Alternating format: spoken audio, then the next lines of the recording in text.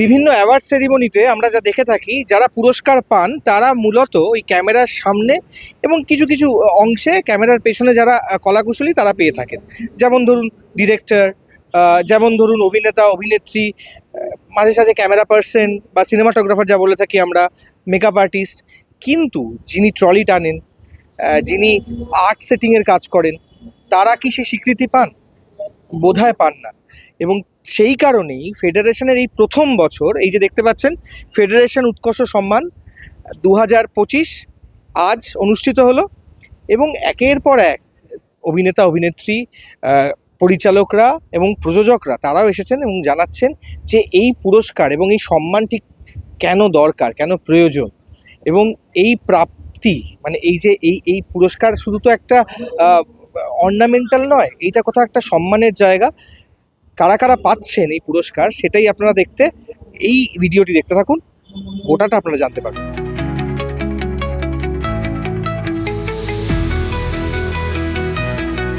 আজকে সবার মনে হবে যে কেন এটা আগে কখনো হয়নি।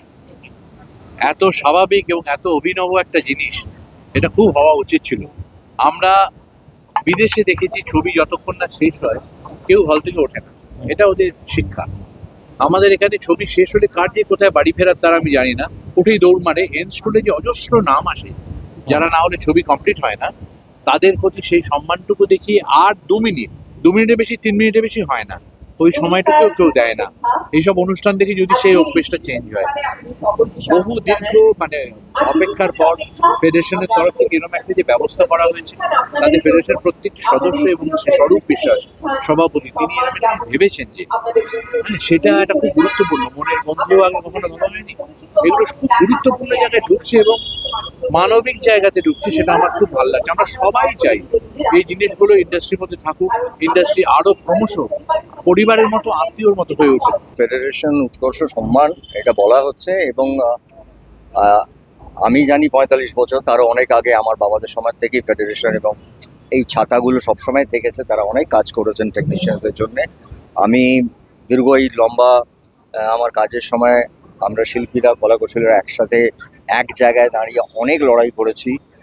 আজকে দেখতে খুব ভালো লাগে যে এই স্টুডিওতে আমরা এসেছি, সেখানে প্রায় একটা ভাঙা আর্টিস্ট ফোরামের ঘর ছিল, তার পাশে একটা ফেডারেশনের ঘর, সেখানে মাথার উপর জল পড়তো। এরকম একটা সময় থেকে আজকে ঝকঝকে তকতকে একটা স্টুডিওর মধ্যে আসা, আমি যেটা বারবার বলছি, এদেরকে সম্মান জানানো হচ্ছে একটা এমন জায়গায় যেটাকে আমরা মনে করি, আমি মনে করি এবং আমরাও মনে করি, যেটা আমাদের কাছে মন্দির, এটা সব থেকে পবিত্র জায়গা আমাদের। এবং আমি ছোটবেলার থেকে বড় হয়েছি, প্র্যাকটিক্যালি আমি বলবো, আমার অনেকে হয় না যে বাবা মার কোলে বড় হওয়া, আমি আসলে এদের কোলে বড় হয়েছি। সেটা ছোট্ট জিজ্ঞাসা থেকে শুরু করে আমি যখন দুটি পাতা করেছি, আমার বয়স কত, 18 বছর 17 বছর। এরা আমাকে প্রায়, এখনও তাদের মধ্যে অনেকে আছেন বেঁচে যারা আমাকে বুম্বা বলে না, পরবর্তীকালে আগে বাবু ডাকতো, তারপর এখন বাবু সোনা ডাকে। এবং পরবর্তীকালে তাদের ছেলেমেয়েরা বড় হয়ে এসে বলে যে আমি না আসলে অমুকের ছেলে। আমি মুখ দেখে বলি, আচ্ছা শোন এদিকে, তুই কি অমুকের ছেলে? হ্যাঁ দাদা। তো আমি কোথাও একটা আমার ভালো লাগার জায়গা, যে একটু দেরি হয়তো হয়ে গেছে, কিন্তু এরকম একটা সম্মান এদেরকে দেওয়া, যারা ছাড়া একটা সিনেমা বা একটা টেলিভিশন বা ওটিটি যাই করি আমরা, হয়তো আমাদের কিছু নাম মানুষজন দেখে, জানেন, চেনেন, আমাদের শিল্পীদের বা পরিচালকদের বা রাইটার্সদেরকেও চেনেন, প্রযোজকদের চেনেন, সঙ্গীত যিনি বানান তাদেরকে চেনেন। এই মানুষগুলোকে সত্যি, মানুষদেরকে সম্মান জানানোটা খুব প্রয়োজন। কারণ এরা, আমি মনে করি একটা, আমরা যখন সিনেমা বানাই, একটা বাড়ি ভালো করতে গেলে যে ভিতটা দরকার, এরা হচ্ছে ভিত, প্রত্যেকটা ডিপার্টমেন্ট। এবং এদের ছাড়া কাজ করা অসম্ভব। আমার অন্তর থেকে খুব ভালো লাগছে এইটা আমি স্টেজেও বলতে বাধ্য হলাম যে আপনারা প্রসেনজিৎ বা বুম্বাদাকে চেনেন। আমাকে খুব চাপে কোথাও আনা যায় না, যতক্ষণ না আমার হৃদয় থেকে আমাকে ডাকে। এইটা আমাকে দেখেছে, কারণ এই সময়টা আমার ভালো লাগার জায়গা, যে তাদেরকে এখানে সম্মান জানাবো।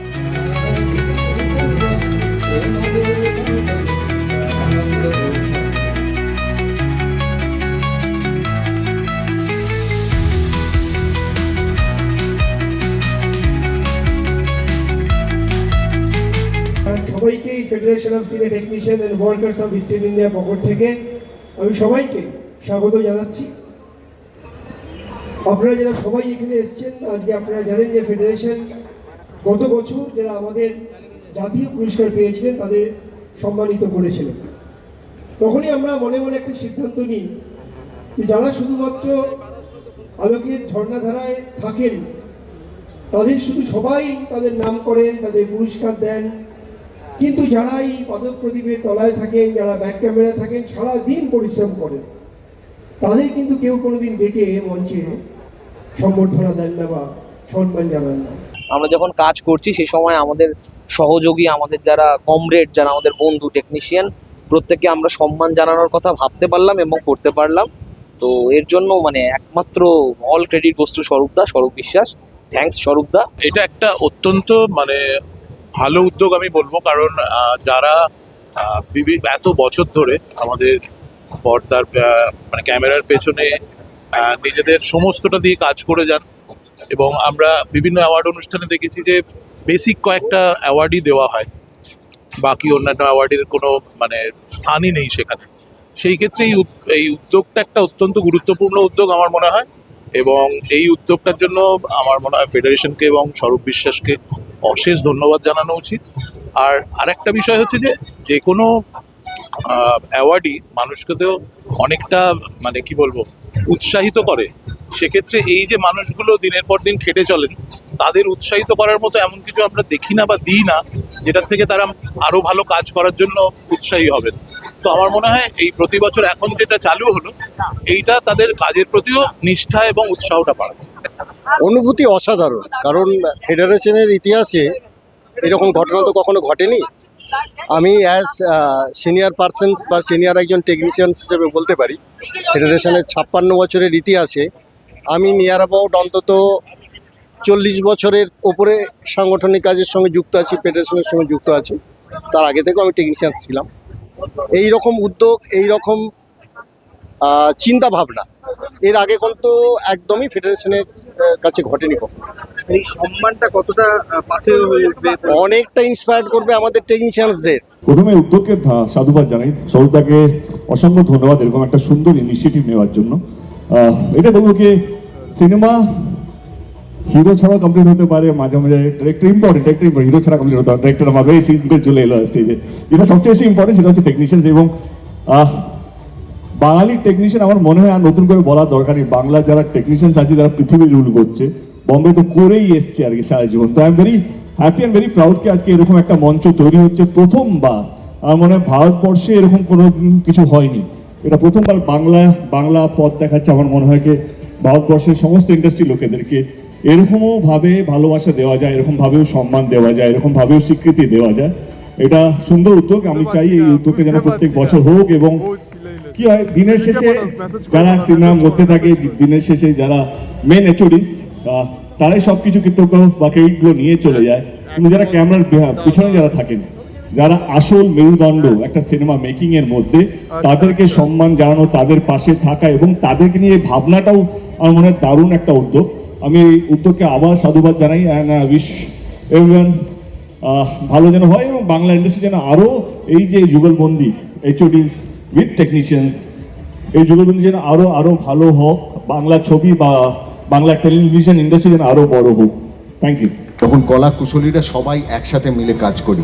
আমি ধন্যবাদ জানাবো ফেডারেশনকে, ধন্যবাদ জানাবো সিনে ওয়ার্কার্স এখান যারাই আছেন তাদের প্রত্যেককে, স্পেশালি ধন্যবাদ জানাবো আমাদের সভাপতি শ্রী স্বরূপ বিশ্বাসকে এমন একটা উদ্যোগের জন্য। তার কারণ নেপথ্যের মানুষদের এইভাবে সামনে নিয়ে আসা এটা একটা বিরল ঘটনা। আমি জানি না এর আগে অন্য কোনো ফিল্ম ইন্ডাস্ট্রিতে এরকম কোনো উদ্যোগ নেওয়া হয়েছে কিনা। আমরা সবসময় এই নেপথ্যের মানুষদের দেখতে পাই না, তারা কোনোদিন প্রদীপের আলোয় আসে না।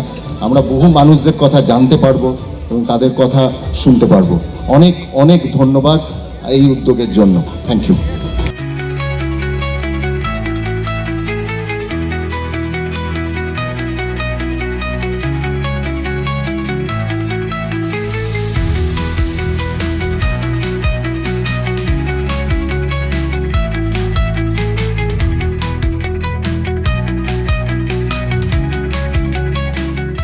ফেডারেশন উৎকর্ষ সম্মান 2025 আপনারা দেখলেন গোটা ভিডিওটা।